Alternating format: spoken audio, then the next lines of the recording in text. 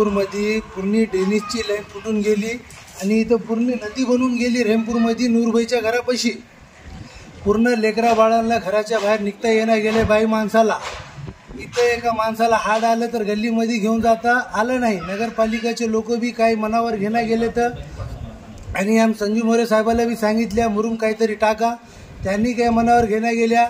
आता अण्णा पैसे जाऊन एक वेळेस बोलता आणि जे आहे ते कोणीतरी इथं बघावं आणि बघून हे करून द्यावे. नगरपालिकेच्या समोर उपोषणला बसून आम्ही धरणे आंदोलन करण्यात येईल. नगरपालिकेच्या नसतानंतर तिथं आम्ही उपोषणला रेमपूरचे लोक सगळे जाऊन तिथं बसतात. याच्याशिवाय काही इलाज नाही. नगरपालिकेच्या कर्मचारीच्या निष्काळजीमुळं हे ड्रेनेजचे पाणी असं वारंवार आमच्या रस्ते भरून घराच्या बाहेर आम्हाला निघता येत नाही. इतकी तकलीफ असून बी आम्ही नगरपालिकेच्या लोकांकडे जाऊन आमची तकलीफ मांडली तरी बी लोक येत नाहीत. 4 दिवसापासून आज हे पाणी जमा झालेलं आहे. हे नगरपालिकेच्या लोकांना हे म्हणजे तात्काळ ह्याने निर्णय घ्यावा, नाहीतर आम्ही धरणे आंदोलन करू नगरपालिकेसमोर. दुकानावर जात नाही. आमच्या घरापुढे ड्रेनेज फुटलेलं आहे.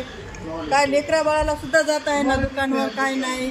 कोणाला नगरपालिकेची गाडी आली इथं तर त्याला सांगलं तर त्यानं सुद्धा मनावर घेतलं नाही. नगरसेवक सुद्धा मनावर घेत नाही. आम्ही म्हणावं कोणाला दुकानावर जात नाही. लेकरं सुद्धा आम्ही 3 दिवस झाला घराच्या बाहेर निघाल नाही. आम्हाला काहीच माळवं सुद्धा भेटणार, गाडा सुद्धा येणार आमच्या.